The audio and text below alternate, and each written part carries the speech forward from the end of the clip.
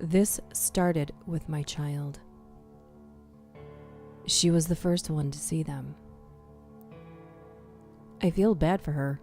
She was the first one to experience the terror my wife and I would soon feel for ourselves. It began about a week ago, and I don't know what to do.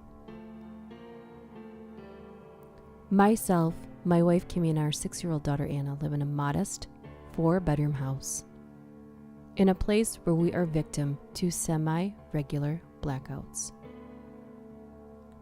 only lasting for a minute or two most of the time. They are more of a minor inconvenience than a true problem. We've been dealing with them for close to 3 years now and have learned to live with them. On the plus side, being subject to somewhat frequent power outages has afforded us a relatively cheap mortgage.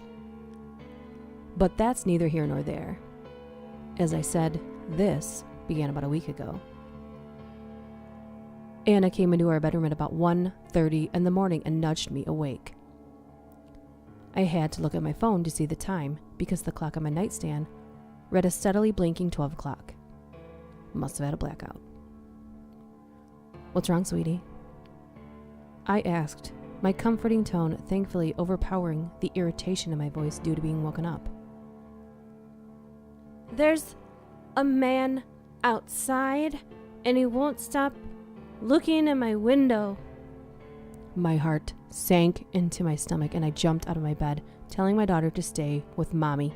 I grabbed a baseball bat and ran to her room, looking out both her windows, and I could see no one. I did a circle around my house in both directions, looking into the distance every which way, and saw nothing out of the ordinary. Just other houses on our block. Our backyard was as quiet as it could be, and the woods past our fence as peaceful as ever. Convinced my daughter had just had a bad dream, I told her I checked and no one was there, and that she could just stay in bed with us that night. The following morning, she asked about this man outside her window again, and I told her that she just had a bad dream and not to worry about it. That night I was up late, getting some writing done, my profession, when the power once again went out. My laptop switched to battery mode, so I kept working. I was about a minute and a half later when the power came back on and I heard footsteps coming down our hardwood hallway floor. As I turned around, I saw my daughter stumble into my office with a look of sheer horror in her eyes. She said that the same man and 2 other people had come up to her window and had said they were going to get you and Mommy and save me for last.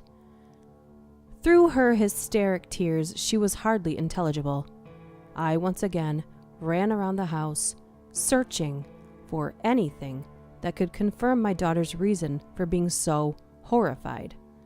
I found nothing. And again, let her sleep in our bed while I eventually dozed off in my office. I was awoken in the morning by my wife, who had been unaware of the events the night prior. I told her I had checked it out, and we had nothing to fear. She wasn't satisfied enough, and resolved to sleep in Anna's room with her that night. I was once again working on my project late when the power once again went out. Now, when I say we get semi-regular blackouts, I mean maybe 3 or 4 times a week, maybe. And like I said, only for a minute or 2 at each time. Rarely did we get 2 in a row, and I don't think we've ever had one 3 nights in a row. This one lasted much shorter than the rest, about 15 seconds. And about 3 seconds before the power returned, I heard my wife let out a shrill scream.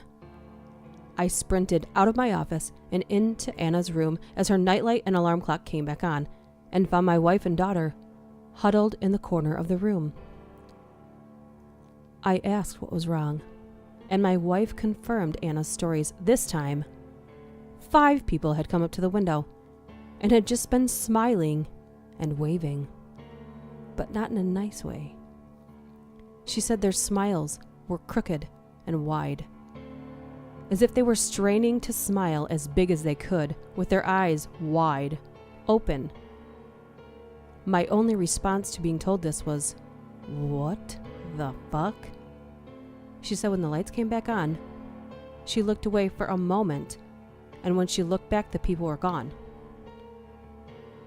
We called the police and made a statement, and they agreed to put a patrol car down the street from our house and have an officer keep an eye on us. That gave us a sense of peace, if only for that night. We rested easy for most of the night. Anna sleeping in the bed with my wife in our room. I in the living room watching TV. Until the power went out. I looked out the window, and to my surprise, the rest of the houses in the block were still with power. Porch lights were still on, and the glow of televisions in their houses still illuminated through their windows. It was then that I saw a group of people slowly walking down the street toward our house. They were in the middle of the street, under the still shining streetlights, just casually strolling, and the cop was doing nothing. As they got closer, I noticed they were walking very loosely, their bodies being held up by the least amount of effort possible. Their backs arched backwards a tiny bit, with their arms flailing back and forth as their nimble legs carried them towards my home. And it was when they got even closer that I saw their smiles. My wife had not exaggerated, even from a distance. The streetlights showed me that their neck veins were popping out from straining to smile as wide as they could. I stared out my window at them, trying to figure out what they were doing, when from out of nowhere, one of them popped up in front of me, sending me falling back onto the floor. It was a man, looked to be about 30, just standing there, waving at me with that gross-ass smile stretching across his face. I stood up and looked out the window. I could see the cop. Not only was he sitting there doing nothing, but there was another group of 3 of these, whatever the fuck they are, flailing past his car. So unless he was sleeping, there's no way he could have missed them. They all converged on the sidewalk adjacent to my front yard and lined up horizontally. Then, as if in a choreographed fashion, from left to right, each one began doing their creepy walk toward my house. I was frozen in fear for a moment, but then I snapped out of it. I had to make sure my family was okay, so I rushed down the hall to my bedroom. To my horror, my wife and daughter were not in the bed where I'd left them earlier. There was, however, 2 of these freaks outside each of our bedroom windows. I screamed at the top of my lungs, "What the fuck do you want with my family?" And just then, the lights turned back on, and my wife and daughter came out of our walk-in closet. They both hugged me and cried, while I stood there in shock. I looked out the window and saw no one. I broke away from the hug and rushed back to the living room. There was no one in any direction for as far as the eye could see. I couldn't make any sense of this. I armed myself with a baseball bat and walked over to the police car. There he was, wide awake, sitting and listening to music. I asked what the hell he was doing there if he wasn't going to do anything to help us. I explained that the people had walked directly toward him and past him, and he just sat there doing nothing. He claimed he hadn't seen anyone, and he had been awake the whole time. He then told me to get back in my house while he went and did a search of the neighborhood. I saw him drive off down the street, shining a spotlight through each and every yard and side yard on the block. My family and I stayed up together in the living room for the rest of the night. Nothing happened for the next 2 nights, so we thought that whatever was going on had passed.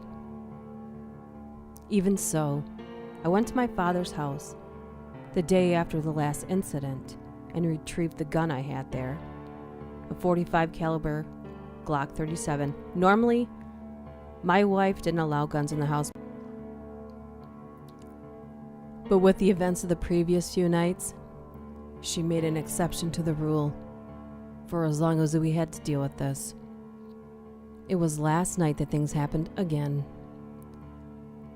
The 3 of us had taken to sleeping in the living room together so as to stay together and to be the most prepared if something else happened. We were all asleep when I was awoken by a tapping on the window. The first thing I noticed was all the power was out. I took a quick glance across the street to see the neighbor's porch light still on.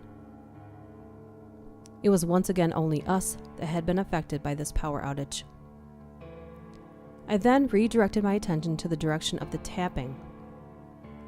Once I looked, the person in the window stopped tapping, and all the while, with that disgusting fucking grin, waved to me as if it was pleased I'd noticed it. I grabbed the gun and showed it to the prowler, but it didn't faze her at all. She just kept right on waving and smiling. I then noticed that there was a large group between 10 and 15 of these things, lackadaisically flailing down the street. I looked out the other window. An equally large group was coming from the other direction. I knew one thing. I didn't have enough bullets for all of these people. They once again converged by lining up in the front of my house, but this time, they all started waving. Every single one of them. It stayed this way for about 10 seconds before one in the middle stopped waving and began moving forward. It was doing its loose walk, though this time much more slowly. Up the walkway to my door. I ran to the door and told my family, now awake, to stay down and cover their eyes and their ears. They heeded the order as I cocked the gun and waited. My plan was to wait until the guy got to the door, knowing I'd hear him come up the creaky wooden steps on my porch, and then swing my door open and find, at gunpoint, what he wanted with me and my family. Sure enough, I heard the creaking of the steps as he surely bounced up each one of the 3 leading up to my porch. His scraping footsteps got closer, and my heartbeat raised. I had never done anything like this before, and I truly felt like I wasn't prepared to put a gun in someone's face. The will to protect my family went out, though, and as our doorknob rattled from whoever it was outside, apparently attempting to get into my house, I swung the door open. As if it was planned, the very moment the door opened, the lights went back on. There was no one there. No one in the street. No one at our living room window. No one lined up in the front yard. It was as if they'd vanished into thin air. I told my family we were okay, if only for that night. It's afternoon now, and my wife and daughter have gone to a hotel about 5 minutes away from our house. I made sure they got a room on a higher floor than the first, and politely asked the hotel security to keep an extra keen eye on the grounds that night, especially in the case of any blackouts. I've decided to stay at home tonight so I can do whatever I can to figure out what it is I'm dealing with and what they want. Wish me luck.